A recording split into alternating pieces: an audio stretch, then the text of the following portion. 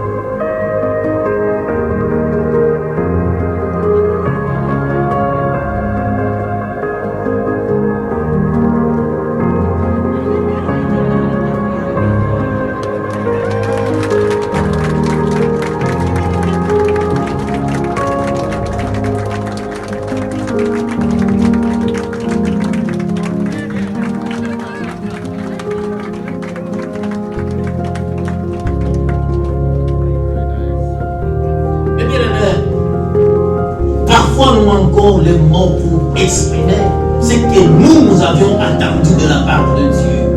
Mais parce qu'il est Dieu, nous sommes appelés à parler. Ne ferme pas ta bouche lorsque tu parles de la part de Dieu. Puisqu'il est Dieu, il est au-delà. Alléluia. Amen. Et nous sommes appelés à témoigner sa grandeur. Puisque quand nous témoignons la grandeur de Dieu, il opère toujours le miracle. Alléluia. Je préférerais que cet après-midi soit un après-midi de témoignage, un après-midi de la célébration de ce grand nom, le nom de Jésus-Christ.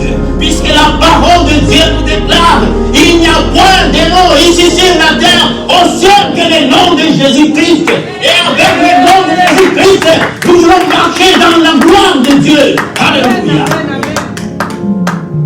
Nous savons qu'avec Jésus, lui qui est mort, il est descendu même dans les tombeaux, dans les séjours de la mort, et la parole de Dieu nous déclare, même au séjour de la mort, sa gloire était avec lui. Il est resté avec sa puissance. Et le diable n'a pas pu toucher même les petits points, les derniers points. Le diable n'a pas pu toucher à cela, puisque Jésus-Christ, il est Jésus-Christ. Alléluia. Bien-aimés dans le Seigneur, nous avons un grand jour de dire merci à Dieu et que la gloire le revienne.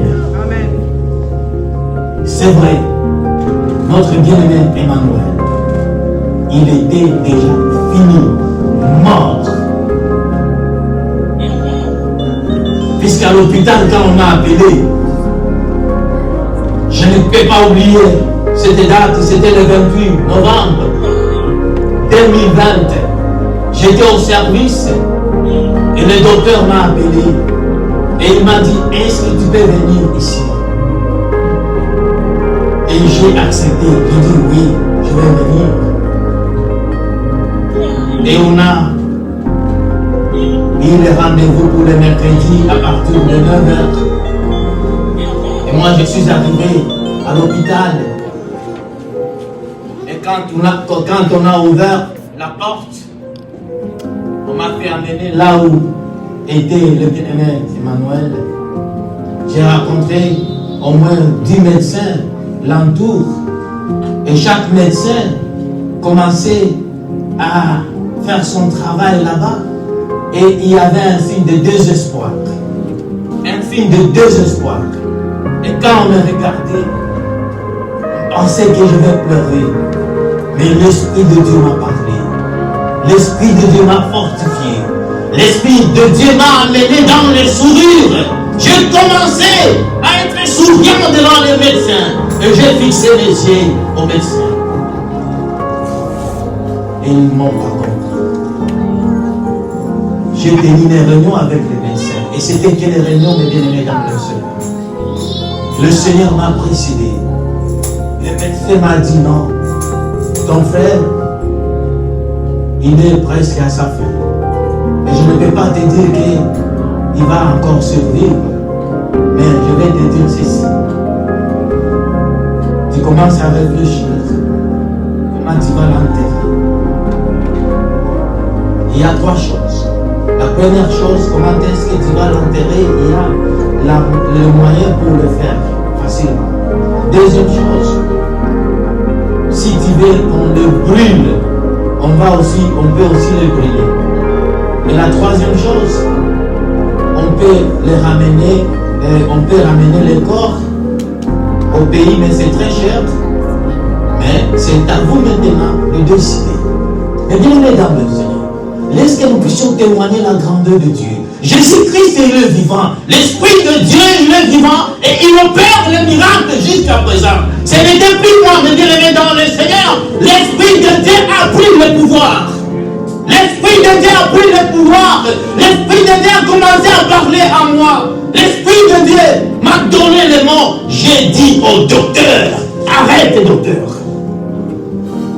J'ai dit au docteur, arrête, je ne vais pas écouter que tu me parles de la mort. Il va vivre. Il va vivre. Il vivra, il ne mourra pas. Amen. J'ai dit au docteur, j'étais à 2. Les docteurs qui faisaient la suivi et l'infirmière qui me préparaient là pour que je puisse suivre ce qui est. Ils sont en train de me parler. Et je dis, je suis serviteur de Dieu. Et je crois en Dieu. Je ne crois pas au négatif. C'est ce que moi j'ai parlé au docteur. Je ne crois pas au négatif. Il va vivre. Au nom de Jésus-Christ. Docteur, je te supplie. N'enlève pas l'éperon. Puisqu'il était sous éperon. Et après 2 semaines, il faudrait qu'on enlève cela et qu'on mette cela à côté. Et là, c'est fini. J'ai dit au docteur, please, doctor, can I come back again tomorrow to see you? Et le docteur m'a accepté, m'a dit oui, on peut encore se rencontrer. J'ai prié. Le lendemain, quand je suis arrivé avec mon épouse là-bas, le docteur m'a dit ceci. On peut écrire une lettre au service pour que on ait les chasses au service. J'ai dit à mon épouse, Dieu écoute, Dieu a fait et Dieu a changé la situation. Puisque même les docteurs commencent à croire à la santé de notre frère. Alléluia. Et je ne peux pas oublier le nom du docteur. Il m'a dit ceci. You have a strong belief.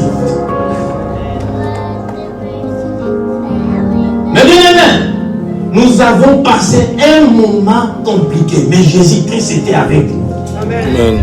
Chaque fois pendant dirait que notre bien-aimé était à l'hôpital, l'Esprit de Dieu m'a dit, parle à l'église. Et c'est pour cela que je vous ai envoyé le message de prier, de prendre seulement 2 minutes pour chacun. C'était venu de l'Esprit de Dieu. Je ne sais pas pourquoi l'Esprit de Dieu m'a dit de vous envoyer cela. J'ai envoyé et j'avais la foi et je savais que la prière de chacun de vous produira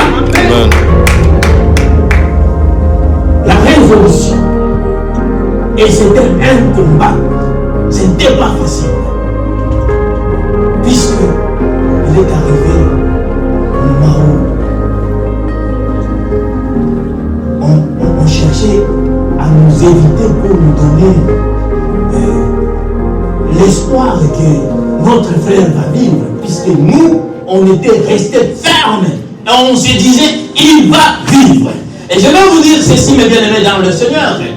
C'était un combat. Je n'ai pas voulu vous faire partager avec cela, puisque l'Esprit de Dieu m'a parlé. Puisqu'il y a des gens qui pensaient que Emmanuel était déjà mort, et moi je suis en train de cacher cela. Et il y a eu des questionnements. On m'a posé des questions, mais l'Esprit de Dieu m'a donné la réponse. Ce n'était pas venu de moi, mais c'était de l'Esprit de Dieu. Et ce que l'Esprit de Dieu m'a donné, j'ai donné comme réponse que notre Seigneur, il est fidèle. Il est fidèle et il restera fidèle. Et il va accomplir. Il veut que nous puissions continuer à prier. Bien aimé, avant que nous puissions encore une fois célébrer, louer, adorer pour présenter sa grandeur, je vais vous dire ceci. Je cherchais ce docteur. J'ai cherché comment est-ce qu'on peut encore se rencontrer avec ce docteur lorsque le bien-aimé Emmanuel était maintenant en vie quand il a commencé à parler, puisqu'on lui a changé la place 4 fois. Il y a la place là où on attendait seulement à enterrer l'individu. On lui a changé là-bas. Il a transféré dans une autre chambre. Et là, il y avait maintenant l'espoir. Et après cela, l'Esprit de Dieu m'a dit ceci. Il n'y aura plus aucune rechute. Je l'ai déjà touché et il va sortir de l'hôpital. Et là, j'ai cherché le docteur. Le docteur est venu. J'étais avec mon épouse et le docteur m'a parlé. Il a dit, on n'arrive pas à vivre les cas pareils. Le docteur a crié. Le docteur m'a dit c'est un miracle. C'est un miracle. On n'arrive pas à vivre les cas pareils. Et une infirmière qui était à côté a commencé à pleurer. Parce que quand on a écouté cela, c'était notre docteur. Bien aimé dans le Seigneur. Je ne l'ai pas dit à tout le monde. Je vous ai parlé cela quand on était au réveillon ici le 31 décembre de l'année 2020. Le 31 décembre, notre bien-aimé Emmanuel avait subi une opération. Les gens n'ont pas été informés. Et l'Esprit de Dieu m'a dit de ne pas faire paniquer les gens, de garder silence, que le Seigneur est au contrôle de toutes choses. Je suis allé à l'hôpital et je me suis vu avec le médecin, celui qui va passer à la chirurgie de notre bien-aimé Emmanuel. C'était au niveau de l'œsophage. L'opération n'a pas duré 25 minutes. Dieu a fait son travail. Et notre frère Emmanuel était sorti là-bas, vous l'avez écouté, il est vivant, il est en bonne santé. Je posais même la question au docteur, j'ai dit, est-ce qu'il n'y a plus un problème avec le frère Emmanuel? Vous le savez, les gens parlent de Covid, mais il y a des catégories aussi de Covid. Il y a des catégories de Covid. Et je pense que son cas était les cas les plus élevés des autres cas. Et